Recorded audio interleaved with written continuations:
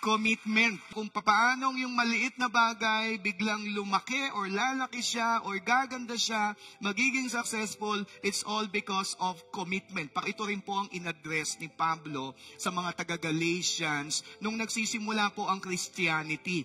Nung first century Christians, si Pablo po ay nakabalita doon po sa church in Galatia na sila po ay nagkakagulo, nagkakahati-hati, nagkakaroon ng dibisyon. Ang kanila pong problema ay cultural differences. Siyempre po halo-halo na po, pero lahat po sila ay nakakilala sa Panginoon. At sinulatan po sila ni Pablo upang ipaalala sa kanila na kapag ganyan ang nangyayari sa inyo, hindi ninyo maaabot ang season na kayo pagpapalain ng Diyos. In fact, he wrote in Galatians chapter 6, verse 7 to 10, ito po ang ating pong text verse ngayon, Paul said, "Do not be deceived. God is not mocked, for whatever a man sows, that he will also reap." And in verse 8, "For he who sows to his flesh will of the flesh reap corruption, but he who sows to the Spirit will of the Spirit reap everlasting life." At ang verse 9 po, dito po natin kukunin natin pong pag-aaral, maging ating pong title, "And let us not grow weary while doing good." Commitment to the Lord. Commitment to the Lord. Let us not grow weary while doing good. For in due season, we shall reap if we do not lose heart. Sabi dito ni Pablo, there is a season. There is a season of plenty, season of harvest, season of abundance, and season of breakthrough kung manatili kang committed sa Panginoon Diyos. And let me move on in verse 10. Sabi po dito, "Therefore, as we have opportunity, let us do good to all, especially to those who are of the household of faith." Ito pong pag-aaralan natin mga kapatid, kung sa ating pong henerasyon, marami pong kaguluhan. Maybe you are experiencing a drought today, emptiness, disappointment, discouragement. Kapatid, think of it, ito ay isang season lang sa iyong buhay. Kasi kapag ikay nanatiling tapat sa Panginoon, your season is coming. Amen po ba doon? Your season of, palapakan po muna natin Panginoon, season of plenty, season of success, season of getting deeper in faith, mangyayari po yan kapag nanatili kang tapat sa Panginoon Diyos. And here is our title, Your Season is Coming.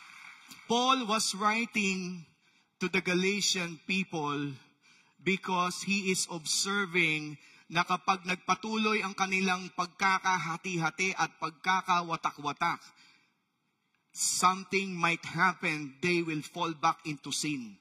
Opo, hindi lang po nila napapansin sa kanila pong kaguluhan, opo, ini-invite nila ang diablo na mag-operate po sa kanila kapag nagkakahati-hati. Minsan may mga bagay po tayong nangyayari sa ating buhay, hindi lang po natin napapansin, papunta pa pala ito sa pag-atras sa ating buhay, sa kasalanan, pag hindi natin napapansin. Si Pablo napansin, at nawa mapansin din po natin, in verse 7, Galatians chapter 6, sabi dito ni Pablo, "Do not be deceived.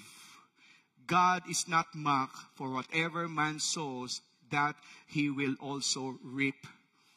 Opo, do not be deceived. Sa kanila pong mga diskusyon, di ba, cultural differences, it might seem little. Marahil ngayon, cultural differences, maliit lang yan, Pero kapag binigyan mo yan ng pansin, ang maliit, lumalaki, nagiging problema. Amen po ba doon? Kaya sabi po dito ni Pablo, marahil isang maliit na bagay, pero sabi po ni Pablo, do not be deceived. Alam niyo po mga kapatid, mga deception sa buhay po natin mga kapatid, dadalhin po tayo sa hindi maganda yan. Deception, minsan nai-scam ka, di po ba? Minsan naloloko ka, di ba? Ilang beses ka nang nagtiwala at naloko. Ikaw ba yan kapatid? Alam niyo po, merong active ingredient, ang diablo po dyan. Ano pong ginagawa niya? Confusion. Dinadala tayo sa confusion, confusing moments, sa kaguluhan, sa mga balita na babasa po natin. Ano ba yung mga nakikita po ng ating mata? Baka akala po natin ito na po yung tama. The devil wants you to be confused even up to this day. At sundan po ulit natin yung verse na binabasa po natin. And Paul said, "Let us not grow weary while doing good." Pinaalala po muli niya na tayo pong mga anak ng Diyos, huwag tayong mapagod sa paggawa ng mabuti. Amen po ba doon? Baka sa ginagawa mo, kapatid, ikaw'y na tumatamlay, napapagod, may active ingredient din dyan ang dyablo. Kung ikaw'y nagko-commit at ikaw ay sabi mo, parang walang nangyayari, tinatamad ako, alam niyo po, dadalhin ka ng dyablo doon sa procrastination. Ibig sabihin, tatamlay ka na, yung mga commitment mo noon, hindi mo nagagawin, malilate ka na, yung mga promises mo, hindi ba, nililiitan mo na standard mo. Nakakalungkot din po yan. Ano po si Pablo, napapansin po yan, kaya sabi po niya sa mga Galatian people, do not grow weary. At ito ba po ang kanyang sinabi? For in due season we shall reap if we do not lose heart. Opo. May sinasabi si Pablo na reaping, due season, pero sabi mangyayari yan if we do not lose heart. Losing heart meaning losing hope. This is what Paul is observing, which if we will process this, meron pong active ingredient ang dyablo dyan, false hope. Kasi pag nawawalan ka na ng heart, di ba, nawawalan ka na ng hope, gusto ng dyablo, gustong-gusto niya ang mga tao humanap ng ibang hope, humanap ng ibang mga maaasahan, di ba, kunin natin ng maraming pera, gawin natin sa illegal, kumuha tayo ng maraming possession, di ba, kumuha tayo ng magagandang posisyon, kapit po tayo sa patalim, mahirap po yan mga kapatid, ano po. At if this is the active ingredient, saan po tayo dadalhin yan mga kapatid? Sa kasalanan. Pansinin lang po natin, if we are always confused, marami po tayong mga tinitingnan, ano po, wherever, sa media, sa entertainments, kung saan-saan mga kapatid, yung mata natin pinupuno ng dyablo ng mga bagay na makamundo, lust of the eyes. Procrastination, mga kapatid, ikaw po itatama rin, ikaw napakasipag mo noon, pero dahil nalulungkot ka, naapektuhan ka sa mga nangyayari sa paligid, mga kapatid, the spirit is willing, but the flesh is weak.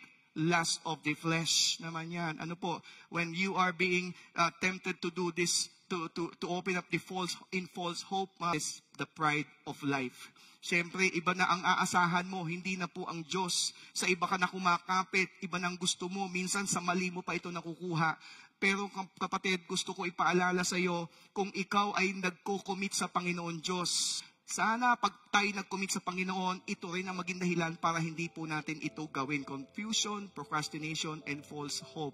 If we remain committed to the Lord, our season will come. Kung ikaw, kapatid, naghahanap ka ng success sa buhay mo, naghahanap ka ng breakthrough sa buhay mo, kapatid, ang kailangan mo lang maging committed ka sa Panginoon Diyos. Amen po ba doon? If we remain committed to the Lord, our season will come. Hintay lang kapatid. Bakit? Kasi ang Panginoon Diyos ay tapat sa kanyang mga anak. Baka nakakalimutan po natin, nagko-commit tayo sa ibang mga bagay, pero sa Panginoon Diyos, nakakalimutan natin, may commitment po tayo. Ano po ibig sabihin ng commitment? Commitment, sabi po sa dictionary, it's an act of binding yourself intellectually or emotionally to a course of action. And it means also to obligate you to do something. Ikaw mismo, inuobliga mo ang sarili mo na gumawa ng isang bagay. Bakit? Kasi committed ka.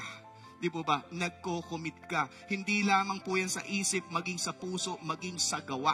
Amen po ba doon? Maging sa gawa po, ibig sabihin yan mga kapatid, it is more than a contract, sa totoo lang. Sa kontrata, kaya ka kumikilos kasi may pinirmahan kayo. Di ba? Bounded ka ng contract, kaya ka gagawa kasi kung iba yung commitment, mga puso at isip, pinagsasama-sama mo kapatid, hanggang makita mo, yung ginagawa mo, ito pala yung commitment. And this is one thing that I have learned. To those who are thinking about passion, mga kapatid, the moment you commit, it becomes your passion.